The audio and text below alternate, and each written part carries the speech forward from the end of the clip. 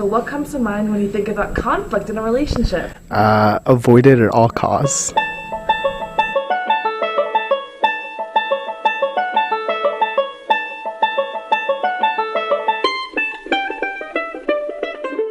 When I think about conflict in a relationship, I mostly think about tension and silence and sort of a general lack of communication altogether. I feel like a lot of communication issues can develop when people have negative feelings but might not be willing to share them. Conflict in the romantic relationship, I would say a big portion of that is communication, not communicating with your partner over really anything. I shouldn't be the only one saying I'm sorry. I think about unnecessary physical and emotional stress. It affects every part of your life in ways that you don't really realize sometimes. I think conflict in a romantic relationship is when people are having trouble communicating effectively with each other. So that can lead to disagreement, but I think that you're still supposed to be supportive of one another and everything. A lot of the time, it seems like the jealousy stems out of not knowing or not being sure what the other person's thinking or feeling. Clearly, conflict can cause a significant amount of stress in a relationship. But how can we turn these conflicts into strong, healthy relationships? This topic will be explored as we give you the steps to turn conflict into connection.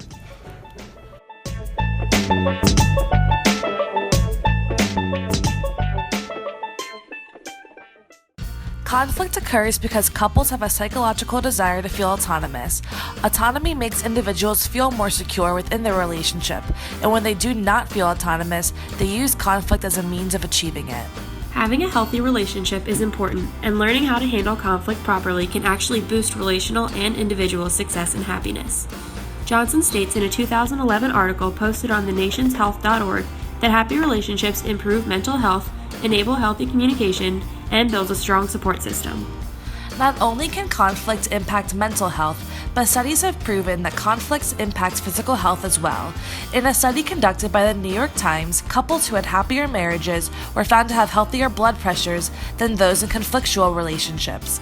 Additionally, the study showed that the brain of an individual in a happier relationship had a calming effect when their partner held their hand, but this did not happen to the brain of an individual in an unhappy relationship. But even the happiest of couples are faced with issues in their relationships that require conflict resolution. Most conflicts are the result of tensions that occur when one partner violates a behavioral norm, like leaving the cap off of the toothpaste, a relational norm, like not calling if he or she is going to be late, and incompatible personality traits. According to Lewandowski in a 2014 article on scienceofrelationships.com, some of the personality traits that cause conflict are jealousy, possessiveness, and selfishness. Throughout our research, we have found that the most successful of couples have managed to balance these issues while still growing closer in their relationships. For this discussion, we interviewed 5 couples and asked them how conflict was beneficial to their relationships. We also interviewed some experts on conflict who offer their insight on the topic as well. Together, these individuals will show us how turning conflict into connection is necessary for the growth of any relationship. Well, we met freshman year in our dorm, Potomac Hall. We didn't meet in the dorm, really. We met at a frat party. And then we realized that we lived in the same dorm. And then eventually we started talking to each other.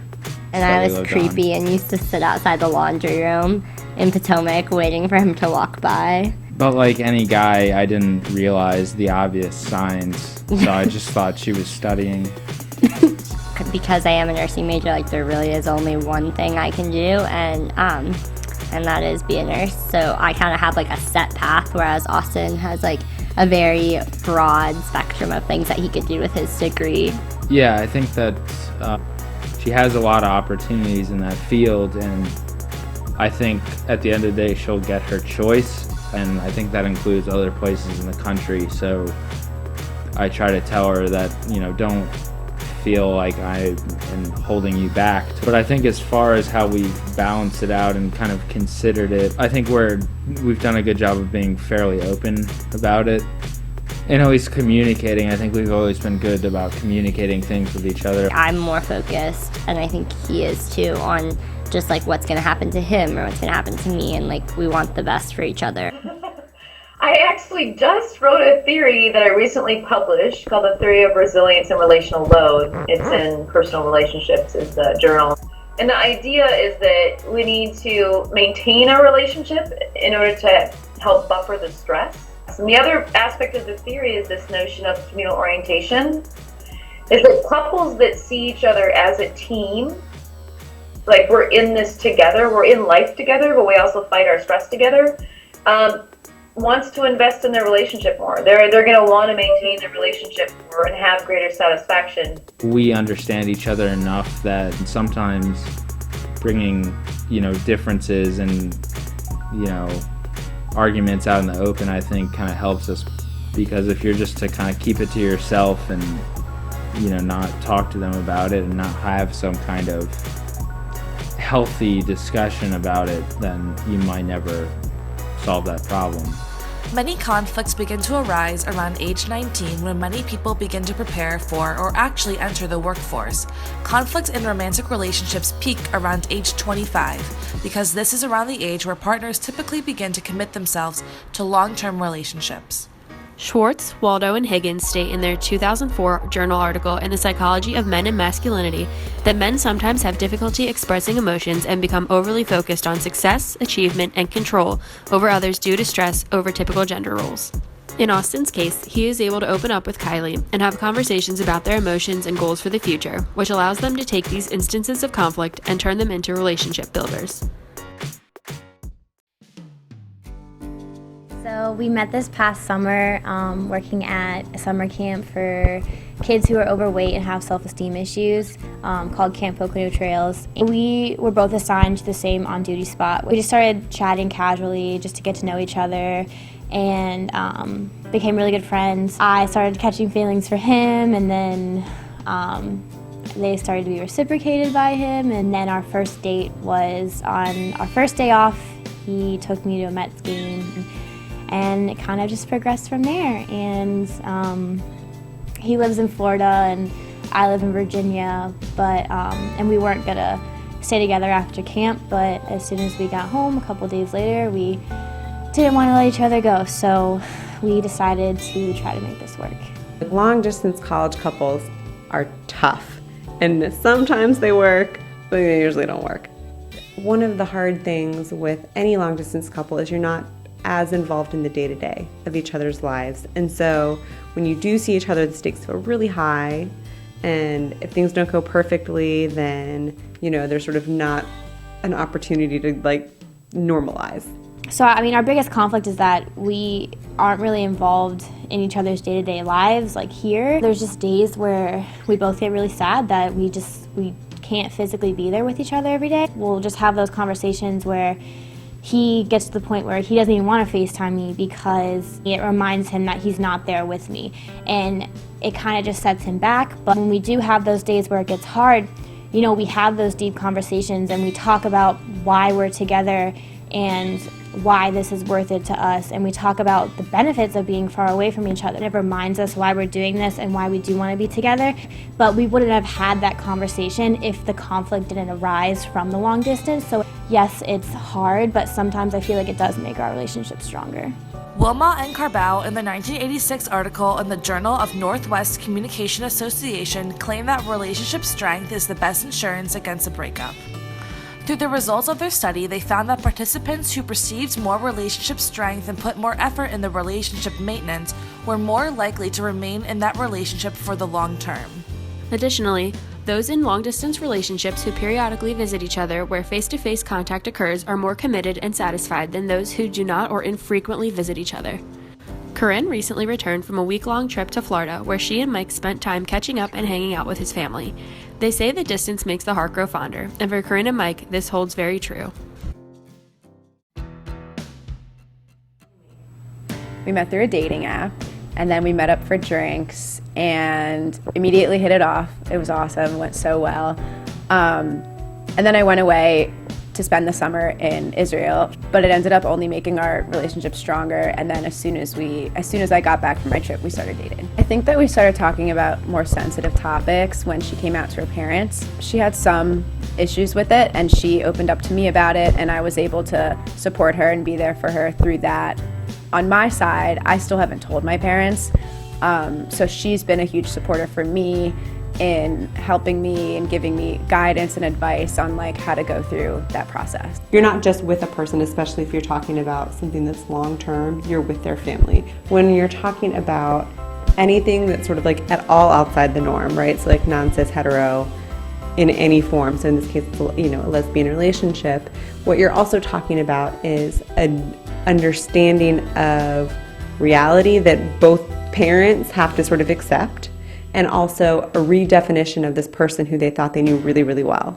And that can cause conflict in the relationship itself, because it's like another thing you have to deal with outside of just whatever dynamics the two of you have. You're now trying to kind of manage the either disappointment or surprise or hurt of family members caused by the relationship itself. It kind of bonds us together because we both are going through the same kind of situation around the same kind of time. So it's something that we can talk about and relate to each other, and I think that it makes us closer because of it. I think especially for young couples, that can in some ways be a force that drives you together. Both families are really giving us a hard time, and it's early in the relationship. There's something very kind of magical and romantic in a young relationship about rebelling against your parents. As I would guess, though, it would be beneficial for them to figure out how to make the family situation work, because it's tough. Relationships do better when families support them. They struggle more when families present opposition. If I was in a heterosexual relationship at the point that I'm at in my relationship now, I would feel totally comfortable bringing her home to meet my family. But because I'm dating a girl, I think that it makes it more difficult to kind of reach that point. But I think that my girlfriend is extremely understanding about that, and it makes me think that I shouldn't come out to my parents unless I'm 100% ready. And I know that when I'm ready to do that, like, I'll have her support. Most conflict among LGBT couples falls under issues with intimacy or lack of intimacy in their relationship, but social issues are a close second. These social issues focus on the political issues surrounding the LGBT world and the disapproval from others. Most importantly, this deals with the disapproval from the parents of those in these relationships. These issues can go hand in hand. Parental disapproval can cause one partner to withdraw from the other, forcing a wedge between them and creating a lack of intimacy within the relationship.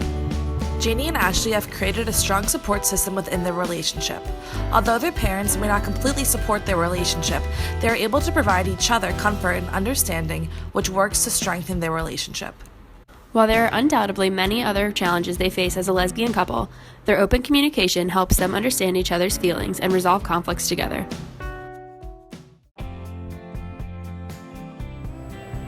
We met at a 9th grade dance, and he asked me to dance, and he was so cool because he was wearing Levi corduroys, and he had a pen in his back pocket, and he was looking for girls. Both the pants and the pen were turquoise. So that was actually really cool. I think I found a piece of styrofoam from like a styrofoam cup, and with my turquoise pen was a flare, but like I wrote her number down. As a couple, we've been through a lot of things before our son's cancer. We had infertility issues, we had prematurity issues, we have a disabled child. So I think that from the beginning of our marriage, we've had conflicts that we've had to deal with. Chris was having knee pain. Someone finally decided that he should have some kind of a bone scan done. They found that he had a tumor in his femur. I remember he called me in the office, and I had to shut the door. And I was very emotional at the time. As a couple, we dealt with Chris's treatment very, very well. I think that we both fed off of each other, fed off of each other's strengths, and we supported each other's weaknesses. Tom dealt with it in more of a business kind of figure out the answers kind of style, and then I was there just for hugs and love and support. We each had a role in terms of dealing with the diagnosis, but I thought I had to be the strong person publicly. And I studied the protocol, and I still remember the protocol. 6 weeks of chemo, surgery, and then 8 more weeks of chemo. And I used to keep a calendar of what was happening, and I would cross off one treatment after the next when I went through it. As a project manager at work, I was being a project manager for Chris's care. Coming back to us as a couple, I think for me to do that took pressure off of Michelle to think about that part of it, and she could focus more on all the other stuff that he needed in terms of support from family and friends. Resilience is actually created through stress. So we often learn to become hardy against the stress by facing really difficult things, right? So you don't actually really understand sometimes what it means to be resilient if you haven't gone through something difficult. But it can be really hard when you have many stressors, especially big stressors piling up. It can kind of overwhelm your resources or your ability to cope in that moment. In successful marriages, people learn over time what things to let go and what things to really talk about. If you're facing like an illness, one of the ways that you might help ease that tension is to really pay attention to the relationship and to try and reconnect with each other in ways that kind of soften some of that stress. We've had a lot of challenges that we had to deal with, and we got through those. But I think a time like that, it just sort of reminds you of the qualities in your spouse. It's just to see, what we're capable of dealing with. You learn how to get through the next thing because there's something coming up next. There's always something next. The stress of having a child with a life-threatening illness has the potential to drive a couple apart. According to Wortman and Dunkel-Schechter in their 1979 article in the Journal of Social Issues, the conflicts that arise because of the stress could end up hurting the child and result in the couple avoiding each other physically, ignoring discussion of the illness, and fighting about behaviors. But for a couple as committed to their relationship as Tom and Michelle are, they're able to find ways to alleviate the stress by understanding their partner's background, vulnerabilities, and conflict management styles. The way in which Tom and Michelle recovered from the conflict that occurred is what allowed their relationship to grow. We met at a party when we were 17 and pretty much knew there was a spark right away, and we were together until we got married at 24. I think I noticed as soon as our daughter was born that things were probably not going the way that they should, and that we may be on two different pages at that time.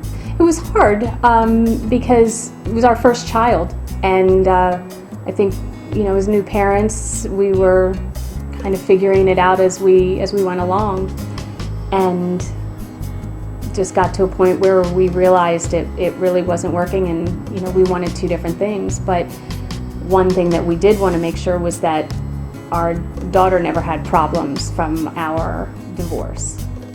Children definitely have an impact if you're bringing them into a remarriage. And I think it's important to understand that it usually takes step families like at least 2 to 4 years to feel like a family. So not trying to create instant bonds, those have to be built over time through a lot of effort, and to keep working at it and to work hard at it and to blend some of the old family rituals with some of the new family rituals, but also to treat children equitably. You need to treat everybody as if everybody is a valued and equal member of that family, and that's really hard to do when people have different histories together. But if you truly are a family, you have to begin to communicate in ways that suggest that you're a collective unit. I think we are, as a society, opening up a little bit more in terms of what a relationship can look like. There is a lot of comparison in terms of who's doing it right and how do we do it right, but there's also kind of a wider breadth of how to do it right and who's doing it right. It was hard at first, but we were both then able to be authentic. We were able to live our own lives and not feel guilty or that we were disappointing the other person. And I think too often that happens where you live your life for somebody else, and that freed us up to be the people that we really were. According to Hojat in the 2000 article in the Journal of Social and Personal Relationships, men and women experience conflict differently. Sometimes these differences can be resolved, but when they can't be, tensions can continue building until one or both partners have had enough. Married couples have a strong sense of relationship norms and expectations. Conflict typically occurs as a result of a violation of these norms and expectations, and partners can become very forceful in their attempts to reestablish order within the family. These attempts can often lead partners to feel hostile toward one another and leave one or both feeling like the problem was left unresolved, ultimately pushing them farther away from each other. However, when couples begin to notice these conflicts and ultimately make the decision to leave each other, this can actually salvage the relationship between the two. With enough communication and understanding, a divorce can become what is best for not only the couple, but for the family. As you can see, all couples come with a unique set of problems that lead to conflict. Despite all the differences, every couple came to the agreement that conflict can be a good thing for them. They agree that it is the way that the issues are handled that allow them to benefit as a couple. Gilbertson's 1991 article posted on psychologytoday.com says that 3 ways couples can benefit from conflict is by creating boundaries, learning to openly communicate, and building trust. The couples all touch on how big of a role communication plays in helping them understand the other and mold the relationship, ultimately turning conflict into connection.